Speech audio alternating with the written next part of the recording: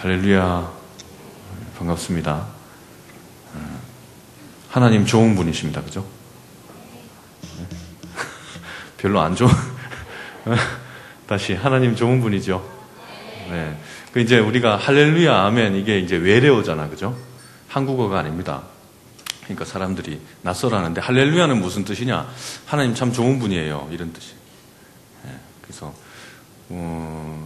다른 사람들을 만났을 때나 뭐 할렐루야 하기 좀 부끄러울 때는 하나님 참 좋은 분이야 라고 인사하는 것도 괜찮은 것 같아요. 우리 옆에 분들하고 악수 한 번씩 하실래요? 악수 한 번씩 하세요. 반갑습니다. 네. 이게 손을 잡는다라는 게 난 널 안 잡아먹을 거야 뭐 이런 뜻인 거죠. 나는 너를 공격하지 않아 뭐 이런 거죠. 여러분, 오늘은 이제 설교 시간이 아니라 그냥 같이 가볍게 이야기하는 시간이라고 생각을 하고 있습니다. 지난 시간까지 좋은 분들, 우리 한신교회 어머니 기도에 좋은 분들 많이 들어오시는데 별로 내세울 것이 없는 사람이 있어서 설교 말고 다른 걸 뭘 해야 되나 생각해 보니까 별로 할 말이 없어요. 영화를 또 보여주자니까 또 그렇고 그건 지난번에 했고, 그래서 오늘은 우리 어머니 이야기를 좀 해야겠다라는 생각이 들었습니다. 공개적인 자리에서 저희 어머니에 대해서 이야기하는 것은 아마 역사상 처음이 아니겠는가라는 생각이 드는데, 어머니 기도회니까 어머니 이야기 해야지. 그죠? 그래서 어머니 이야기를 하는데 왜 푸시킨의 이 시를 지난주에 제목으로 드렸느냐? 우리 어머니가 제일 좋아하는 시가 뭐였을까요? 삶이 그대를 속일지라도. 이 시였습니다. 푸시킨의 이 시. 근데 이제 이 시를 좀 잊고 있었다가, 제가 이제 농담처럼 이야기할 때 이 시를 한 번씩 이야기를 했었어요. 하도 어머니한테 많이 들었었기 때문에 대학 다닐 때 친구들하고 얘기하거나, 항상 후배들한테도 얘기하거나, 그래서 이제 농담을 어떤 식으로 했냐면, 야, 삶이 우리를 속일 때는 어떻게 해야 되지? 그럼 애들이 멍하잖아요. 갑자기 뜬금없이 그런 질문을 하니까. 그러면 이제 제가 얘기해 주는 거죠. 우리도 속이면 돼. 그런 좀 이제, 얼마 전에 이런 비슷한 농담을 하는 어떤 집사님을 만났는데, 어려운 시대를 지내오신 거죠. 그래서 그런 농담을 하곤 했었는데, 이 시를 얼마 전에 어떤 분이 또 저에게 많은 영향을 미쳤던 선배 중에 한 분이 또 책을 냈더만요. 그래서 그 책을 또 읽다 보니까 그분도 이 푸시킨의 이 시를 이야기하면서, 푸시킨이 쓴 다른 책, 무슨 대위의 딸인가 하는 그 소설을 소개하는 걸 봤습니다. 비슷한 시대를 살다 보니까 그분이 쓴 그 책의 내용들이 너무너무 공감되는 게 많았었어요. 근데 그때 다시 이 삶이 그대를 속일지라도 라고 하는 이 시를 다시 생각하게 된 거예요. 그러면서 저희 어머니가 이 시를 언제부터 좋아했느냐 하면 중학교 때부터 좋아하셨던 것 같아요. 중학교 나이 때부터. 근데 이제 저희 어머니는 공교육을 받아보신 적이 없어요. 그래서 이제 중학교 때라고는 말은 하지만 중학교 때가 이제 나이가 14, 15 됐을 때부터 이 푸시킨의 이 시를 교회의 착한 오빠가 가르쳐 줬다고 합니다. 그 오빠가 왜 착하냐? 내가 물었어요. 그 오빠는 왜 착하냐? 그러니까 그 오빠가 공교육을 이제 받지 않으시는 우리 어머니가 교회에서 중등부 올라가가지고 자기 소개를 하는 자리를 이제 맞았다고 합니다. 어릴 때부터 부산에서 우리 어머니는 크셨는데, 그 교회가 이제 고신파 교회죠. 고신교회 아시죠? 고신교회는 주일날 차를 탄다 안 탄다? 버스를 탄다 안 탄다? 안 탑니다. 왜 안 탈까? 응? 안식일이니까. 돈 쓰면 안 되는 거지. 그리고 버스 운전사가 일하게 하는데 동조하는 거잖아. 그런 교회. 우리 어머니, 아버지 둘 다 무서운데요. 어머니가 더 무섭습니다. 그 신앙부터 시작해서. 근데 이제 주일학교에 이제 중등부 올라가서 자기 소개하는 자리에 쫙 앉았는데, 애들이 자기 소개할 때 다 어떻게 소개했을까요? 어느 학교, 몇 학년, 몇 반, 어느 중학교, 누구, 이제 이런 식으로 소개를 하는 거죠. 근데 우리 어머니는 이제 학교를 안 다니니까 이제 그 소개를 못 하는 거예요. 그래가지고 자기 소개 차례가 이제 됐는데 이렇게 있으니까 옆에서 착한 오빠가 우리 선이는 얘는 장숙선이라고 해. 그래서 자기 소개를 대신해 준 거예요. 그래서 얼마나 이쁘고 똑똑하고 공부도 잘하고 참 좋은 아이야. 동생들도 잘 봐주고. 그래서 이렇게 니네들 이 선이를 잘 보고 본받아라.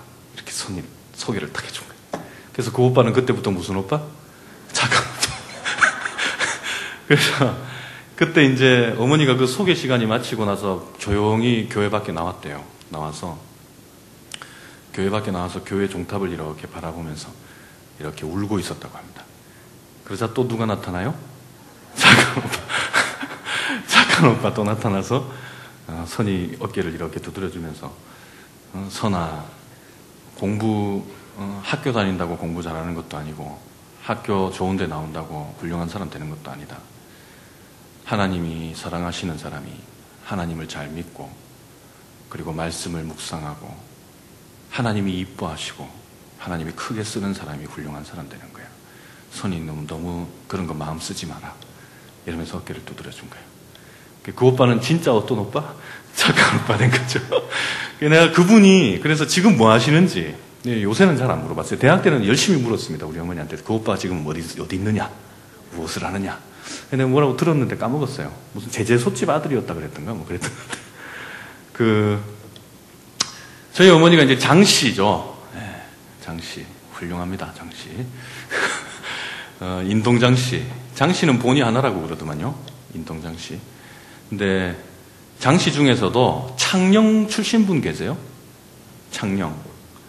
창녕에 이제 장참봉이라는 집이 있었대요. 창녕 장참봉 그러면은 뭐 창녕 근처에 가서 다 안다고 합니다. 뭐로 유명했느냐? 이 장참봉이 참봉이라고 하는 벼슬이 어떤 거냐면 과거에 급제하지는 않았지만 저희의 학문은 뭐 인정해 줄 만하다라고 해서 벼슬을 주는데 실제 현직 관직으로 일하진 않고 그냥 명예직 비슷하게 주는 관직이 참봉이었다고 합니다. 장참봉 집에 종손이면서 이제 장녀로 이제 우리 어머니가 태어난 거죠. 근데 우리 어머니의 아버지, 그러니까 저에게 외할아버지죠. 우리 외할아버지는 장참봉 댁에 종손이 아니라 참 장녀인데 막내 아들의 장녀. 우리 외할아버지는 뭐냐면 장참봉 집에 이제 막내 아들로 태어난 거예요. 거기도 9남매가 됐다던가 뭐 하여튼 애들이 굉장히 많이 낳았다고 합니다. 근데 이 외할아버지가 그때가 그러니까 일제시대 때겠죠. 징용을 피해서 만주로 도망을 갔으니까 부산 상고를 이제 졸업했고 부산 상고 축구부 선수였대요. 아주 되게 건강했죠. 근데 그 프라이드가 자동차 프라이드 말고 네, 자존심이 하늘을 찔렀다고 합니다. 그래가지고 장참봉네 막내 아들 그리고 얼마나 귀여워했겠어요. 그 부잣집에 막내 아들이니까 공중에 떠다닌 거죠. 네, 이제 들고 다니고. 그래 이제 그러다가 일제시대 때 징용이 있으니까 만주로 이제 금보따리를 싸들고 이제 도망을 간 거죠. 우리 외할머니는 어떤 분이냐? 외할머니는 무슨 동경에서 태어나셨대요. 그래가지고 거기서 쭉 자라고. 그리고는 동경에 무슨 여자 전문학교라는 게 뭐 있답니다. 그래서 거기를 졸업하고는 시집을 가는데 이제 남조선으로 들어오고 싶었던 거예요. 그 외가댁이. 그래가지고 우리 외할머니를 어디다가 시집을 보냈느냐? 남조선에 이래 혼수자리를 알아보다가 본인처를 알아보다가 우리 창녕 장참봉 집에 막내 아들이 아직 장가를 안 갔다. 그래가지고 시집을 온 거죠. 시집을 와서 8남매를 낳았습니다. 8남매를 낳았는데 그 중에 장녀가 우리 이제 어머니이신 거예요. 그 어머니는 어떤 걸 보고 크셨느냐? 바로 이 자존심이 하늘을 찌르는 이 할아버지. 건강하죠. 건강하니까 몸이 튼튼하겠죠. 그래서 만주에 가서 그 튼튼한 몸으로 뭘 이렇게 많이 하신 거예요.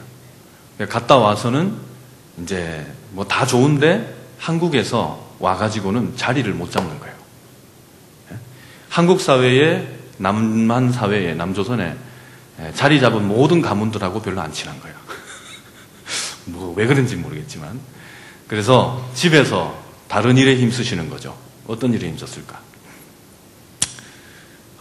이제 배운 와이프를 얻었잖아요. 배운 사람을 아내로 얻었으니까 이 아내가 양반댁에서는 여자가 집 밖에 나가면 돼? 안 돼? 안 되죠.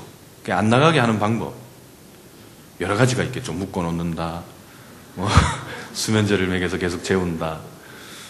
근데 이제 우리 외할아버지가 선택하셨던 방법은 계속 팬다 그런 거죠.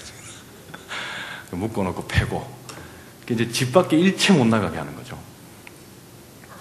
그런 와중에 이 할아버지가 힘쓰셨던, 외할아버지가 힘쓰셨던 또 다른 일이 있었어요. 그게 뭐냐면 이제 소주 마시기였습니다.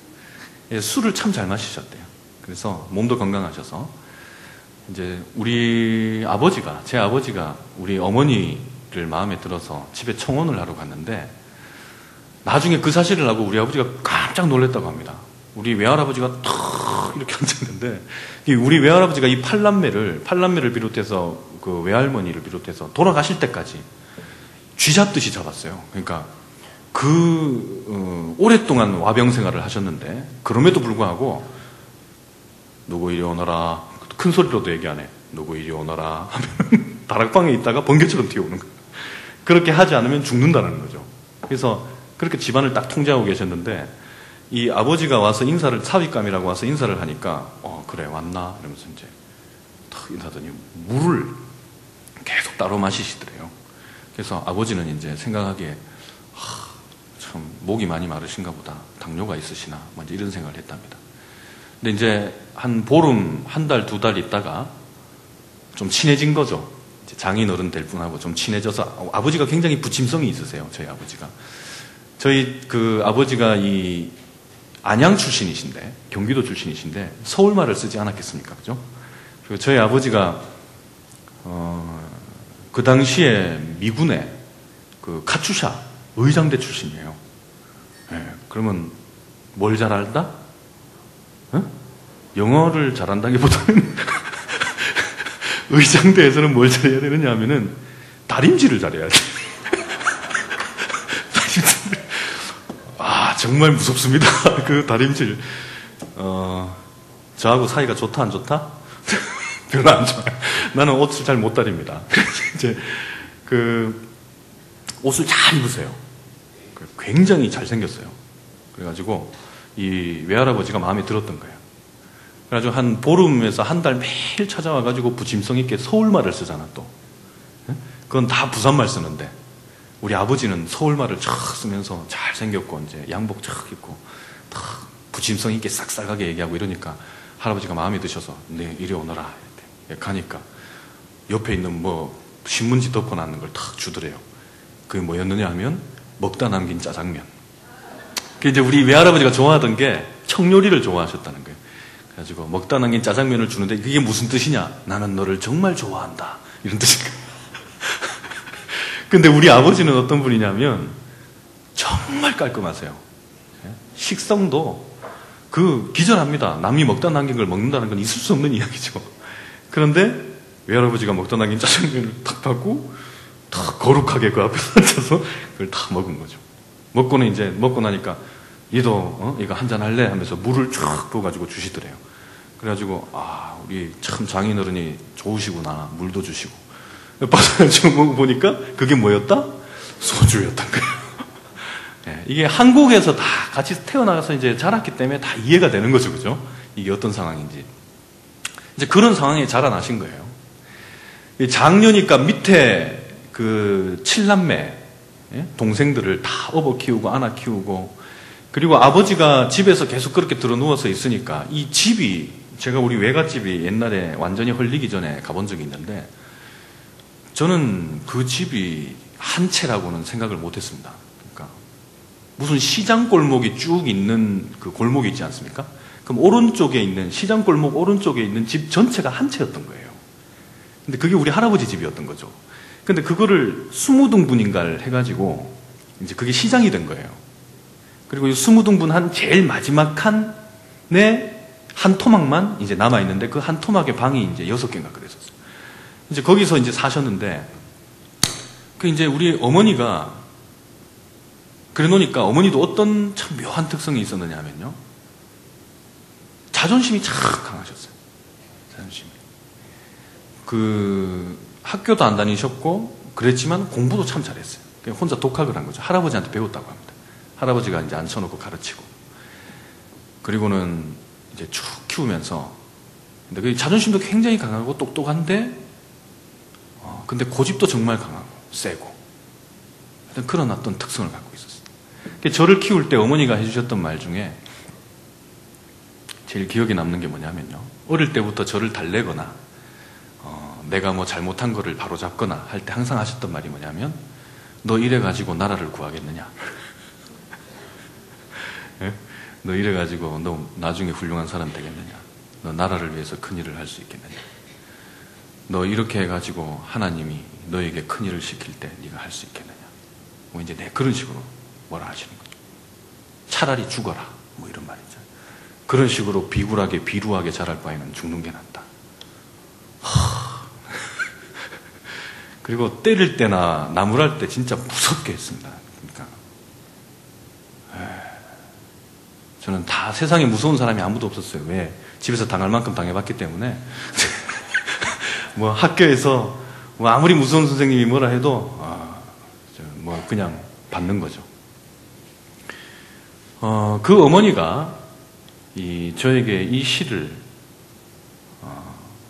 중학교 들어가면서, 제가 중학교 들어갈 때, 내가 네 나이 때라고 얘기하면서 읽어줬던 시가 이 시였어요.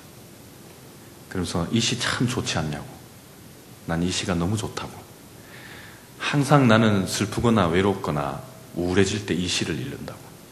그러면서 성훈이도 크면서 여러 가지 어려운 일이 있을 거다. 그때마다 이 시를 기억하고, 이 시가 말하는 건 참 맞는 말이다.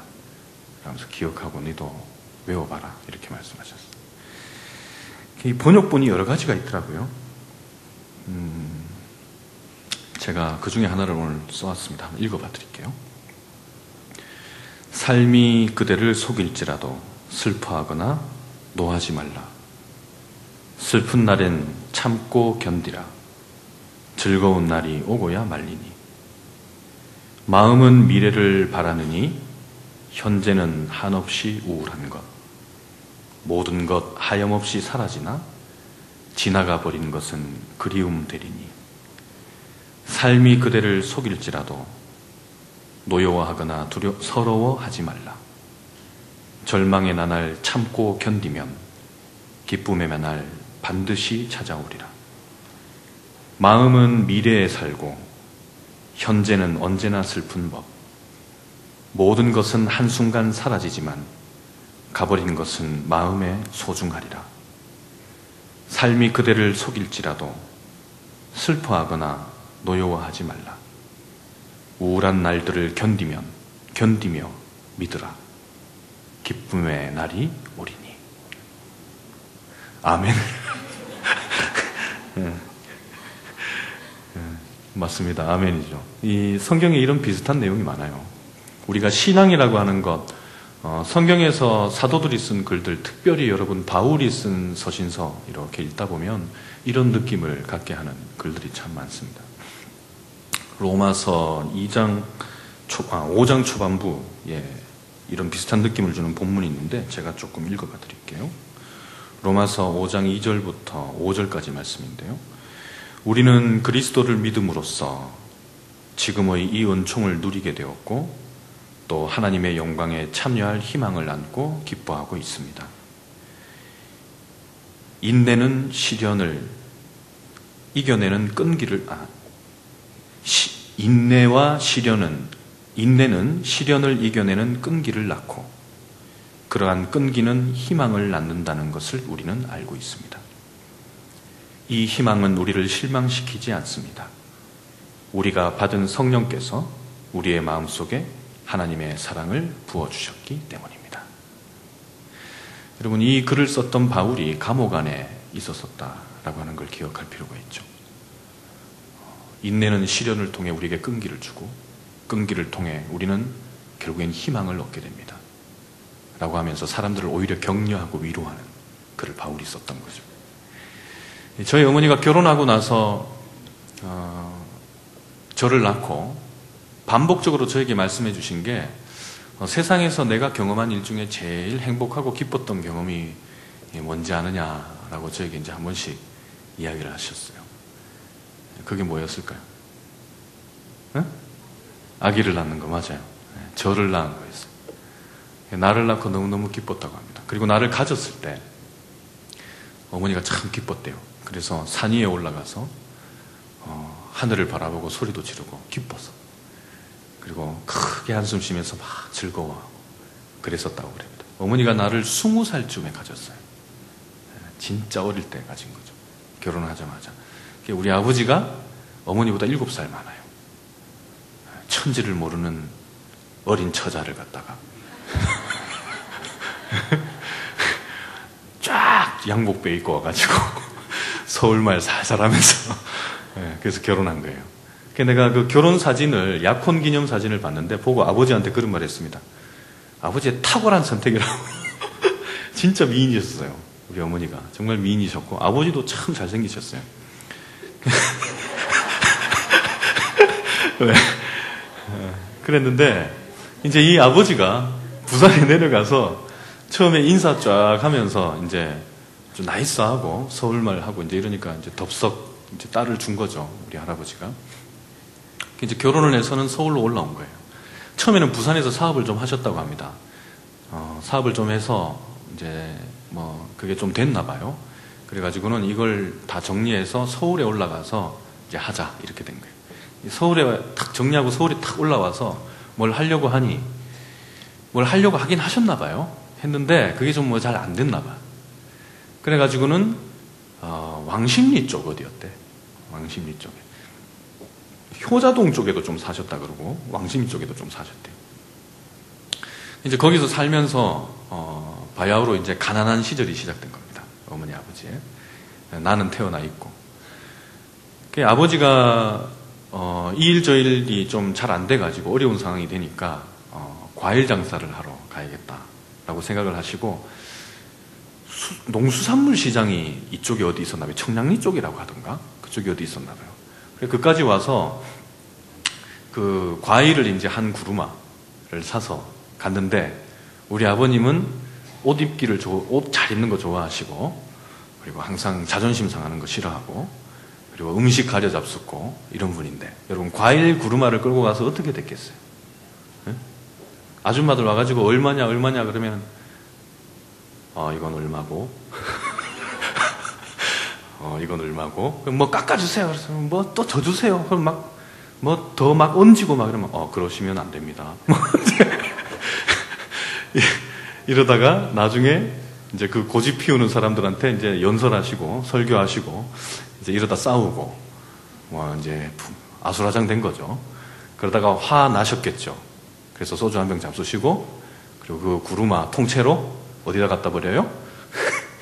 청계천 그 하천에다가 다 갖다 버리고 그리고 집까지 걸어오셨대요. 뭐 이제 그런 시기였다라는 거죠.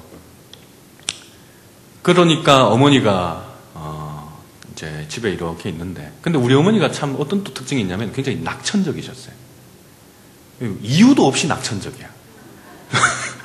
그러니까 아무 보장이 없는데 하여튼 뭐 걱정하려고 하면 24시간 걱정해야 하는 상황이지 않겠습니까? 그런데도 불구하고 항상 웃고 항상 꽃 같은 거, 풀 이런 거 있죠. 네? 뭐 이렇게 모기가 날아다니면 모기를 보면서 좋아하고 그리고 이제 나비 같은 거 막 좋아하고 그리고 짐승 좋아하고 꽃 좋아하고 막 이런 분이셨던 거예요. 그래서 꽃 거꾸로 가고 그렇게 집에서 항상 즐겁게 발랄하게 막 있으니까 아버지는 집에 오면 밖에서 우울하다가 집에 와서 엄마를 탁 보면 보통 집에서 와이프가 막 이렇게 밝은 얼굴로 맞으면은 남편이 기분이 좋아야 되잖아요. 그죠? 근데 상황이 너무 안 좋으니까 집에 와서 엄마가 너무 밝고 막 이러니까 아버지가 오면 더 우울해지는 거예요. 그래서 좀 싸웠다고 합니다. 많이. 싸우고. 그래도 어머니는 뭐 그러려니 하고 그냥 그랬대요. 저 사람이 밖에 가서 안 좋아서 그런가 보다. 이렇게 생각하고 넘어갔는데, 어느 날은 우리 아버지가 밖에 갔다 이제 오셔서 또 뭘 하다 뭐 또 잘 안 됐겠죠. 들어와서 막 울더래요. 눈물이 안 나왔겠습니까? 참 이쁜 신부, 이쁜 여자 부산에 가서 얻어왔는데 뭐 밥도 제대로 변변하게, 음식도 제대로 못 해주고 못 사주고, 옷도 변변히 못 사주고, 애는 아들은 하나 낳았는데 생계는 막막하고, 그렇다고 대책이 보이는 것도 아니고 캄캄했겠죠. 그러니까 눈물이 안 나왔겠습니까? 이제 어느 날 집에 와서 운 거야. 그때 장씨 아닙니까? 우리 어머니가 정색을 하고 화를 내시더래요. 아버지한테. 이 사람이 지금 이러면서 어디서 지금 우냐고. 그렇게 울 정신이 어디 있냐고. 밖에 나가서 막노동이라도 해야지. 양복 다 갖다 팔으라고. 지금 그런 정신으로 어디 살겠느냐고. 무슨 큰일을 남자가 하겠냐고. 얼른 나가지 못하냐고. 막 뭐라 그랬대요. 우리 아버지가 이제 이때까지 그런 모습을 한 번도 못 본 거죠. 그러다 어머니가 그런 모습을 처음 본 거예요. 그래가지고 깜짝 놀라서, 그리고 자존심도 팍 상하고, 그래가지고 이제 나가서 진짜 막노동을 하셨다고 합니다. 그래서 막일을 하시면서 전기공사 같은 거 이제 하고, 그러시면서 다른 기반들이 또 잡혔다 그래요. 근데 우리 어머니가 그런 면도 있으십니다. 그런 면이 아버지에게만 나타난 건 아니죠. 제가 자라면서 저는 많이 봤습니다. 그렇게 불같이 화내는 거. 그리고 어머니가 제일 싫어하셨던 게 뭐냐면, 제가 이제 약한 모습 보이는 거. 집에 와서 뭐 우울해 있다든지, 안 된다, 뭐 부정적인 이야기를 한다든지, 기죽어 있다든지, 이러면은 이제 잡는 거죠. 그래서 항상 그 거짓말 하는 거, 그리고 시시한 소리 하는 거, 이런 거를 못 견디시는 분이었어요. 근데 이제 이 어머니가 그 낙천적인 성격과 그런 강단 있는 면, 그러니까 부끄러움이 없는 거예요. 내가 떳떳하게 나쁜 일을 하는 것이 아니라면 나는 누구 앞에서도 당당하다라는 태도가 있었어요. 그 옆집 아줌마하고 같이 나가서 뭘 많이 하셨는데, 그 중에 하나 재밌는 이야기가 뭐냐면, 남산에 감자팔로 간 거예요. 감자팔로. 이제 옆집 아줌마가 집에 있는데, 남산에 감자팔로 안 갈래? 이렇게 된 거예요. 왜? 그러니까 그게 괜찮대, 재밌다, 이래 된 거예요. 그래서 남산에 옆집 아줌마하고 감자를 팔러 갔어요. 가서 행상을 이렇게 하셨는데, 감자 팔러봐야 몇 개를 팔았겠습니까? 재미삼아 간 것처럼 간 거지. 그래가지고는 보따리를 갖고 올라가서 감자를 이렇게 파는데, 그러다 누군가에게 잡혔어요. 잡혀가지고 어디 가셨어요. 어디 갔을까? 에? 누구한테 잡혔을까? 경찰한테 잡힌 거예요. 뭐 허가받지 않고 길거리에서 행상하는 게 그때 단속에 있었나 봐요. 그 행상 단속하는 걸 잡아서 파출소에 잡혀갔는데, 우리 어머니는 파출소에 잡혀갈 때도 노래를 부르셨대요. 찬송가를 부르면서 이제 막 가가지고 거기 앉아서도 그 경찰 아저씨한테 막 나무랐대요. 왜 가난한 사람들이 이런 거 가지고 와서 길거리에서 팔아서 생계비를 만들려고 이렇게 하는데 왜 이런 걸 단속하냐고. 여러분, 이게 지금 민주화된 이 시대에는 지금 우리 귀에 들리잖아요. 이런 이야기가 어떤 이야기인지. 그때가 어떤 시대입니까? 70년대 박통시대입니다. 박통시대 때. 박통시대 때 횡단보도로 안 건너고 그냥 무단횡단하면 길거리에 새끼줄 이렇게 꼬아놓고 길거리에 앉아가지고 손 들고 서 있고 이러던 시대였잖아요. 장발로 다니면 잡아가가지고 파출소에서 머리 밀어버리고, 그죠? 아시죠? 미니스커트 입고 다니면은 무릎 위로 5cm 이상 올라가면은 구속되고, 구치소 가가지고 구류 살고 그러던 시대 아닙니까? 근데 그 경찰들 앞에 가가지고 그걸 막 따진 거예요. 그래가지고 경찰들이 그 말을 듣고 또 설교를 듣고, 어머니 설교를 듣고 훈방을 해줬대요. 그래서 그걸 무용담처럼 자기 아들한테도 내가 이랬다? 이러면서 막 얘기하시는 그런 천진한 면이 있는 분이셨습니다. 그러면서 또 한 번 이제 재밌었던 게, 그런 장사 말고 또 저희 어머니가 어땠냐면, 그 가난한 시절이었으니까 또 이제 제 기억에 남는 그 일화가 또 뭐냐면, 껌을 팔러 다니셨어요. 저희 어머니가. 껌 팔러 다녀보신 적이 있으세요? 네? 없으시구나.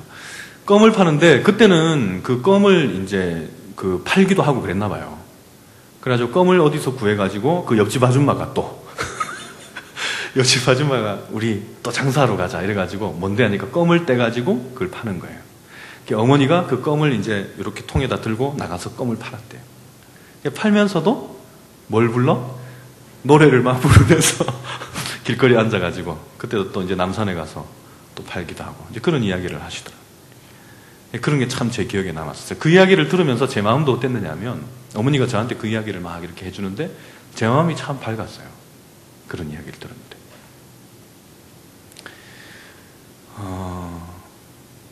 우리 어머니의 그 삶을 이렇게 돌아보면 지금 이제 연세가 이제 60세 넘으셨죠. 60 이제 4세, 63세다. 63세 이제 되셨죠. 지금도 여전히 뭘 좋아하실까요?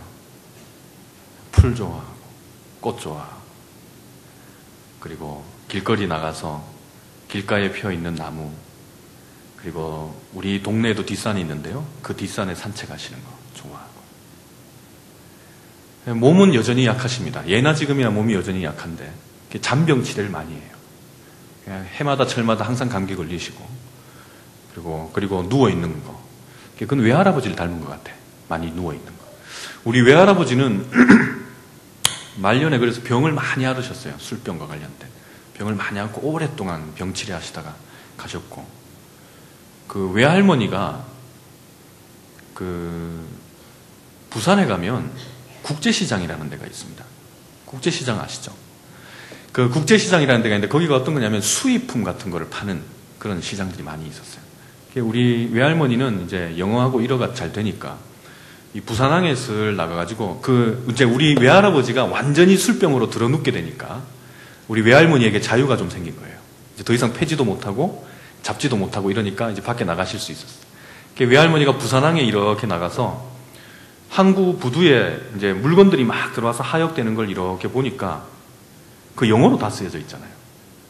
근데 영어로 쓰여진 것 중에 사람들이 뭐 경매에서 사가기도 하고 이러는데 이렇게 보니까 값진 건데, 뭐 구리 같은 거, 그때 우리나라 잘 없던 거 있잖아요. 구리 그 선 같은 거, 전기 재료 같은 거, 이거 값진 건데 이걸 안 사가고 버려놓은 거예요.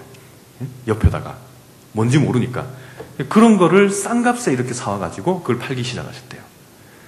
그것도 그런 매뉴얼 같은 것도 이제 영어로 그때 다 돼 있었으니까 이제 우리 외할머니 같은 경우는 이제 그걸 다 이제 읽을 줄도 알고 잘 아니까 또 일본어도 잘 하시니까 그때 항구에 이제 들어온 물건들 중에 일본어로 된 거나 이런 거 있으면 또 이제 가지고 와서 그냥 하여튼 그걸로 장사를 참 잘하셨어요. 그리고 우리 외할머니가 또 엄청난 거부가 됐었습니다. 굉장히 그 국제시장에서 유명한 그런 전기 이제 재료상이 되신 거죠.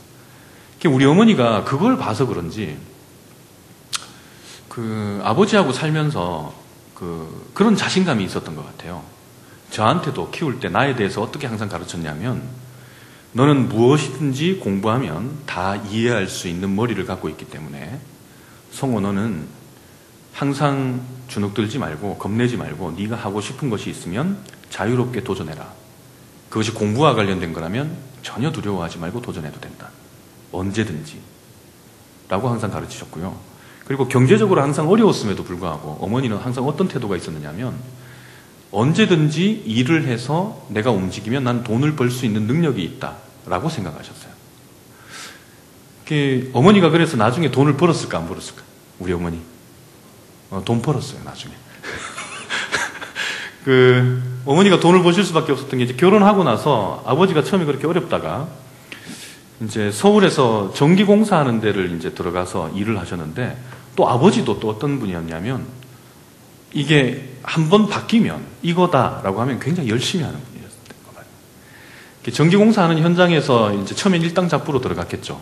근데 조금 지나지 않아서 거기 전기공사를 책임지고 있던 사람한테 눈에 띄어가지고 그 사람 밑에 직속처럼 이제 따라다니게 된 거예요. 그러다가는 어느 큰 회사에, 전기 관련 회사에 이제 주임으로 또 가게 됐다고 합니다. 그러다가 대구에 그 제지 공장을 짓는데, 대구 제지 공장의 그 전기 설계 및 관리 담당으로 스카웃돼서 또 내려가셨대요. 그러니까 전기 일이라고는 하나도 모르다가 이제 그때 그 과정을 통해 가지고 이제 배운 걸로 이제 그렇게 자리를 잡으시니까 참 열심히 하신 거죠. 우리 어머니 재밌는 게 아버지가 일을 하러 가시면요 저를 업고 그 공사판에 아버지 막일 하고 계신 데 있잖아요. 그걸 구경하러 가셨대요. 그래서 아침에 아버지가 이제 가 있으면 도시락을 싸가지고 점심때 되기 전에 한 오전 한 10시나 11시 됐겠죠. 그걸 가는 거예요. 가가지고 멀리서 그 아버지 일하는 걸 구경하는 거예요. 그럼 아버지는 막 일하면 이제 거의 열중해 있으니까 막 일하고 있으면 엄마는 계속 옆에서 그거 구경하면서 막 웃으면서 노래하면서 즐거워하면서. 되게 재밌죠? 상황이. 근데 그게 어머니는 너무너무 좋았대요. 그 아버지가 막 일하면서 땀 흘려서 일하면서 있는 거를 옆에 자기 아들을 안고 가서 그걸 구경하고 즐거워하고 우리 점심때 되면 같이 밥 먹고 이랬었다는 거예요. 대구에 내려가서 아버지가 이제 자리를 잡으신 거죠. 저는 어릴 때 서울 기억은 별로 없습니다. 대구에 한 5살 때쯤에 내려갔다고 어머니 얘기하시는데 거기서 쭉 자랐는데 전 우리 집이 굉장히 부자인 줄 알았어요. 하여튼 제가 굉장히 우리나라 상류층인 줄 알았어요. 자라면서 계속. 어머니, 아버지 태도가 일단 그랬어요. 굉장히 부유하게, 여유 있는 것처럼. 그렇게. 근데 그렇다고 해서 제가 무슨 사치를 많이 부리면서 그냥 그러지는 전혀 않았습니다. 저도 시장에서 옷 사입고 똑같았는데 고무신 또 신기도 하고 그랬는데도 불구하고 저는 제가 굉장히 특별한 사람이라는 느낌을 받았어요. 어머니, 아버지가 대구 내려가서 그렇게 자리를 잡고 저를 키우시면서 항상 반복해서 저한테 그런 교육을 많이 시켜줬던 것 같아요. 어머니는 저한테는 항상 너는 하나님이 특별한 계획을 갖고 이 땅에 태어나게 하셨고 그리고 하나님이 너를 이 나라를 위해서 훌륭한 일을 하시려고 좋은 일을 하시려고 너를 기르고 계신 거다. 그러니까 너는 항상 어디 가서나 엄한 데 가서 앉지 말고 엄한 말 하지 말고 엄한 거 보지 말고 거라. 이제 그런 말씀 많이 하시고 아버지는 사내 대장부는 임마 항상 이런 식으로 시작하는 거 있잖아요. 그런 거는 해주는 거야. 이런 말을 많이 하셨어요. 그런 건 받아주는 거야. 해주는 거야. 그런 건 해줘버려. 이런 식으로 많이 하셨어요. 그러다가 우리 집이 잘 이제 사는 것 같았는데 중학교 한 2학년쯤이었던 것 같아요. 초등학교 한 5학년 때부터 좀 분위기가 안 좋기 시작했었어요. 그러다가 결국에는 중2쯤 됐을 때 집이 망하게 됩니다. 아버지가 그때까지 이제 제지공장에 있으시다가 나오셔서 제지공장을 몇 개를 지으셨어요. 지으면서 하다가 이제 좀 더 큰 사업에 이제 손을 대시고 이러시다가 어느 날 또 우리 외할머니하고 같이 또 동업하시면서 이렇게 사업을 하시다가 크게 부도가 난 거죠. 그래서 제가 부도가 나면 망하면 우리 성도 여러분 중에 망하시는 분들 계시면 그 뒤에 어떤 일이 나를 기다리고 있는지에 대해서 제가 충고를 많이 해드릴 수 있습니다. 많이 겪어봤기 때문에. 그래서 어떤 마음가짐으로 그런 일들을 대해야 되는지. 중2 때쯤 이제 초등학교 5, 6학년 때부터 왜 압류라고 하는 거 있잖아요. 그런 게 들어왔다가 풀렸다 들어왔다 풀렸다 이런 게 반복되다가 중학교 2학년 때쯤에는 이제 집이 완전히 날아가더군요. 집이 날아가면서 말 그대로 길거리에 나앉아야 되는 그런 상황이 됐습니다. 근데 그때 우리 어머니는 또 뭘 하셨을까요? 노래를 또 노래를 막 부르시면서 언제나 그랬어요. 제가 어머니한테 엄마 우리 집 망하는 거야? 그럼 어떻게 되는 거야? 그럼 어머니 항상 저에게 아무 걱정하지 마라. 너는 아무 걱정하지 말고 너 공부나 열심히 해라. 그런 건 엄마 아빠가 다 알아서 하니까 너는 공부 열심히 하고 책 열심히 보고 그리고 네 하고 싶은 거 그냥 하면 돼. 물론 하고 싶은 거 다 하라 그래서 제가 학원을 다녔거나 무슨 과외 공부를 했거나 그러진 않았어요. 그런 형편도 안 됐고. 이제 저는 그냥 학교 다니면서 공부를 열심히 했죠. 근데 그때 제가 알게 된 게 우리 집이 딱 망해서 집 밖으로 나앉아야 돼서 이제 집을 나가야 되는데 어머니가 이미 방을 하나 구해 놓으신 거예요. 대구 저 근교에 더 싼데. 근데 거기 어떤 방이었냐면 그냥 방만 있는 게 아니라 미장원이 함께 있는 구멍가게 같은 그 미장원 있죠. 저는 그런 데 지나갈 때 동네에서 그런 거 지나갈 때 이렇게 유심히 봅니다. 거기 일하고 계시는 아줌마. 왜냐면 우리 어머니가 그 미장원을 시작하신 거예요. 그 전에 이미 얘기하지 않고 아버지한테도 얘기하지 않고 미리서 미용학원을 다니신 거죠. 다녀서 자격증을 따놓은 거예요. 왜? 아버지가 망할 것 같으니까. 내가 이 사람 조만간에 망하겠구나라는 걸 판단하신 모양이에요. 그래서 미용 기술을 이렇게 배워놓으시고는 실습도 열심히 하신 거예요. 딱 치밀하죠. 우리 어머니가 치밀합니다. 어떤 일을 딱 이 어머니 입에서 어떤 말이 딱 나왔다. 그때는 이미 다 조치가 끝난 거예요. 그래서 그거에 대해서 괜히 엄하게 대책 없이 대꾸하고 대들었다가는 박살납니다. 딱 벌써 조치를 딱 취해놓고 이제 다 우리한테 얘기하는 이사 가자라고 한 거죠. 그래서 이사를 갔더니 거기서 미용사로서 이제 생활을 시작하셨는데, 그래서 저는 대학도 안 가려고 이제 생각을 했었어요. 고등학교 졸업할 때 한 번 더 망했습니다. 고등학교 올릴 때 이제 원래 이게 망하는 게 한 번만 망하는 게 아니거든요. 여러분 인생에 한 번 망하면 인생이 끝난다 그런 생각 하지 마세요. 여러 번 원래 망하는 거예요. 사업을 하면 여러 번 망하는 겁니다. 나중에 이제 극도로 어려운 상황까지는 가지 않았지만 내가 대학 등록금을 낼 수 있을까? 대학 등록금을 여러 가지 사정으로 장학금을 제가 받지 못하는 상황이 대학 초년 때 1, 2학년 때 벌어졌었어요. 그래서 그때 부모님이 이제 저에게 등록금을 주시면 그걸 10,000원짜리로 신문지에 싸가지고 주셨는데, 1,000원짜리였나? 하여튼 그런 지폐 뭉치를 이렇게 주셨는데, 이걸 가지고 학교에 가서 내면서 많이 울었던 기억이 있습니다.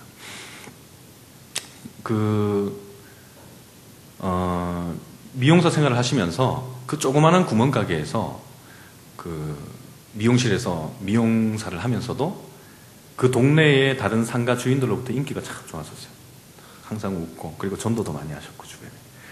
그리고는 이제 저하고 내 동생, 여동생하고 학비 다 대시고, 대학 등록금 다 대고, 이제 그렇게 우리를 키우신 거예요. 이제 제가 한번 그때 우리 어머니에 대해서 또 좀 놀랐던 게, 엄마 이거 미용실에서 한 달에 얼마를 벌어? 매출이 얼마나 나와? 라고 물은 적이 있어요. 대학교 1학년 때였던 것 같아요. 그러니까 88년도죠. 88년도 때. 얼마나 나와? 그러니까 그때 당시 돈으로 매출이 300만 원 정도 나온대요. 그럼 굉장히 많이 나오는 거지 않습니까? 그렇죠? 그래가지고 나는 깜짝 놀랐어요. 이야, 300만 원. 그래가지고 그 조그만한 구멍가게 미장원에서 300만 원 정도 매출이 나오는데, 그래서 내가 막 놀라니까 우리 어머니가 뭐라 그러냐면, 우리 어머니 참 그런 거 보면 대단해. 눈 하나 깜짝 안 하면서, 야, 그 정도 벌어가지고 안 돼. 또 이런 식으로 나오시는 거예요. 근데 그게 정말 큰 돈이었거든요. 그 당시에. 지금도 큰 돈인가요? 예. 네. 근데 매출이, 순수익 말고, 매출이.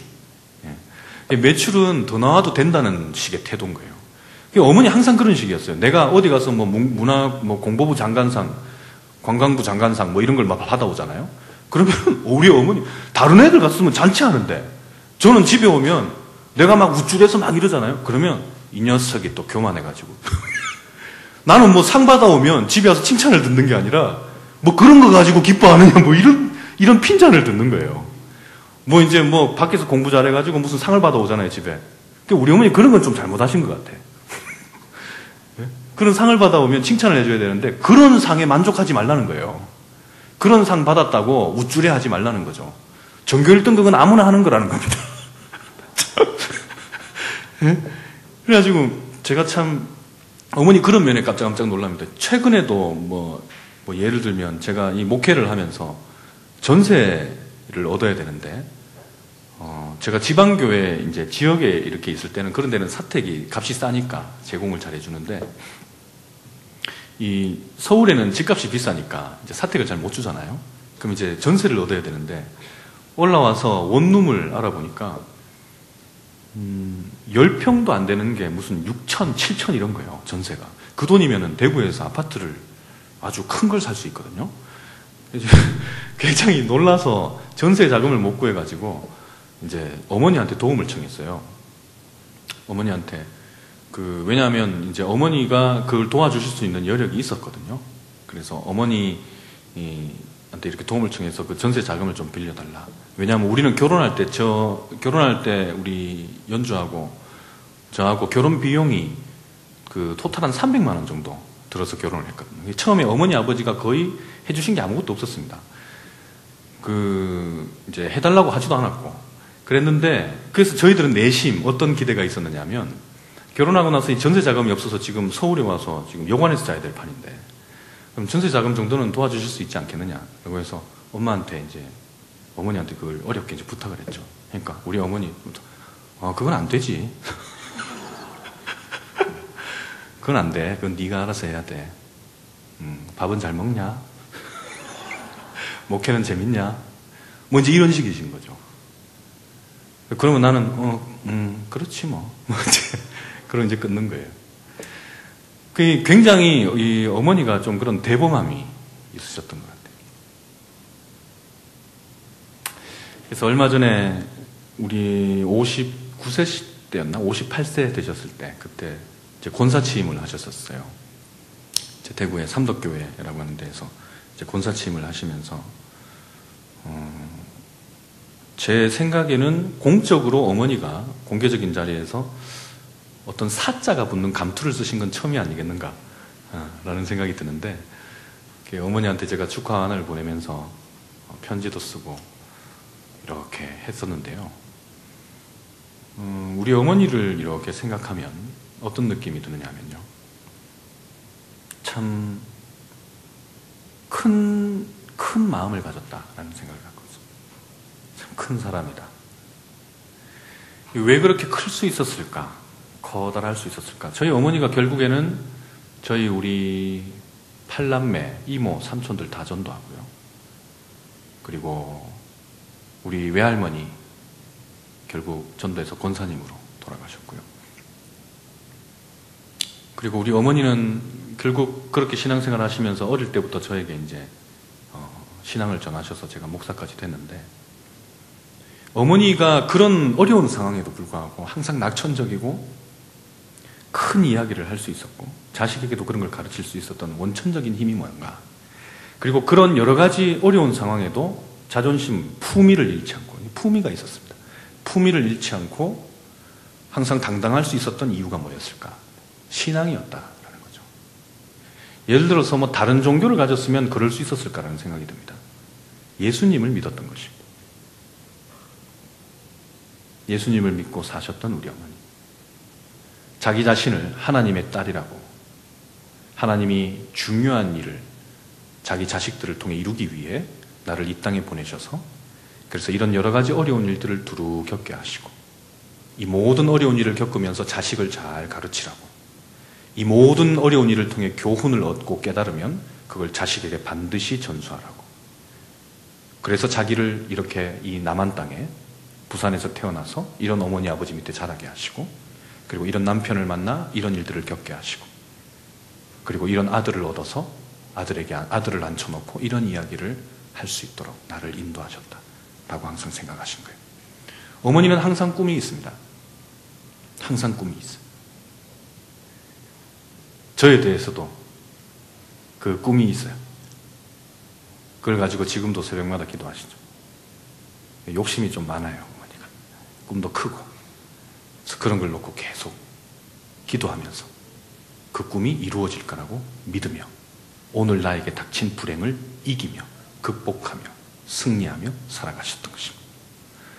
우리 사랑하는 어머니 여러분, 어머니들이 여러분 자식들한테 아무리 좋은 옷을 사주고 아무리 많은 돈을 준다고 해서요, 그것이 그 자식에게 그렇게 그 들어간 만큼 덕이 되지 않습니다. 자식 마음에 남는 것, 자식 기억에 남는 건요, 제가 크면서 좋은 옷 입었던 기억, 뭐 입었겠죠. 좋은 음식도 먹었겠죠. 그때 대구에 부일갈비라고 유명했는데, 우리 어머니가 갈비를 좋아하셔서 그 가난한 그 어려운 상황에도 항상 그 도시에서 가장 잘하는 음식점을 깨고 계셨어요. 그래서 한 번씩 데리고 가신 거예요. 그 상황에도 돈을 모아서. 그래서 좋은 음식점도 데리고 가시고, 뭐 저희 아버지도 마찬가지로 그런 면들이 있었지만, 그런 것들이 기억에 나는 것이 아니라요, 어머니 아버지의 그 삶에 대한 태도가 내 마음에 남는 거예요. 그리고 내가 어떤 상황을 겪을 때 그 상황들에 어떻게 대처할 것인가, 대처하는 기본적인 태도, 이런 것들이 많이 도움이 된다. 그리고 또 한 가지 가장 중요한 거, 우리 어머니가 나에게 전해주신 것 중에 또 가장 훌륭했던 것은 뭐냐면 바로 어머니의 그 꿈의 원천, 그 힘의 원천, 예수를 그리스도로 고백하는 신앙이라고 하는 걸 저한테 전해주셨던 거죠. 저는 제 살아가는 나날에 제가 그리스도인이 되고 목회자가 되고 나니까 목사가 돼서 목사 임직패라는 걸 받아요. 그럼 그게 이제 일종의 임명장 같은 겁니다. 대구노회에서 받았는데, 대구노회에서 2000년도에 받았는데, 그 임명장에 뭐라고 쓰여져 있냐면, 이제 막 축하한다 그러면서 이제 저한테 그걸 주는 거예요. 딱 받아서 딱 보니까, 선한 목자는 양들을 위하여 죽나니. 죽으란 이야기죠. 아, 이거 훌륭한 목사 되려면 죽을 각오를 해야 돼. 죽어야 되는구나. 이제 그런 패를 받은 적이 있습니다. 목회자로서 목회자가 아니더라도 그리스도인으로서 하나님 앞에 훌륭한 그리스도인으로서 살아가는 것은 남한 사회에서 그렇게 쉽지 않다라고 하는 걸 저는 잘 알고 있습니다. 그리고 앞으로 또 많은 어려움과 시련과 또 때로는 고통도 감수해야 한다라고 하는 걸 알고 있어요. 제가 이제 자식을 둘을 낳았는데 혜인이하고 선우에게 아버지로서 무엇을 보여주어야 하는가? 그 아이에게 어떤 일들을 경험하게 해야 하는가? 내가 가난을 막을 수도 없을 것이고 시련과 역경과 장애와 탄압과 여러 가지 어려운 일들을 겪는 모습을 피하게 할 수는 없을 거다라는 생각을 갖고 있어요. 그러나 그 와중에서 내가 내 자식들에게 전해주어야 하는 것은 무엇이겠는가? 어떤 불꽃을 그 아이들의 가슴에 심어줘야 하겠는가? 그리고 내 자녀들을 통해서 인류에게 영원하게 전수되어져야 할 것은 무엇이겠는가? 라는 것에 대한 분명한 기준과 가치관을 저는 어머니로부터 받았다라고 생각해요. 어머니가 나에게 전해주신 예수 그리스도를 통해 저는 그것을 분명히 받았다라고 생각합니다. 여러분, 우리가 이 땅에서 사는데 한 30년, 한 20년, 30년 살다 죽겠죠? 안 그래? 네, 한 30년 살다 다 죽을 겁니다. 이제 의술이 발달해서 한 4, 50년 사시는 분들도 있겠지만, 장담하는데 한 200년 뒤에 아무도 없을 거예요, 여기. 그러니까 여러분, 무엇을 남길 것인가 생각해요. 푸시킨이 얘기한 것처럼 인간의 마음은 항상 미래를 바라보는 속성이 있습니다. 미래를 바라보지 못하는 마음은 죽은 마음이에요. 육체는 현실을 살지만 우리의 마음은 항상 미래를 보는 속성을 갖고 있다는 거예요. 어떤 미래를 바라보느냐가 그 사람의 질인 거예요. 퀄리티인 거예요. 그 사람의 레벨인 것입니다. 여러분이 자녀들에게 남겨줘야 하는 건 뭐냐? 아들에게, 딸들에게 남겨줘야 하는 건 뭐냐? 삶의 질, 레벨, 내가 어떤 인간으로 살다가 갔느냐라고 하는 걸 남겨주셔야 되는 거예요. 무엇을 바라보며 살았던가 라고 하는 게 바로 여러분이 어떤 인간인가 라고 하는 것에 대한 대답인 것입니다. 여러분, 자녀들에게 바로 이 아름다운 미래를 꿈꿀 줄 아는, 밝은 미래를 바라보며 시련과 역경을 이겨내고 그 앞에서 당당할 줄 아는, 품위를 잃지 않을 수 있는 인간의 질, 인간의 레벨, 그런 거를 넘겨주시고 가실 수 있는 모든 어머니들 되시기를 주 예수 이름으로 축원합니다. 다 함께 기도하겠습니다.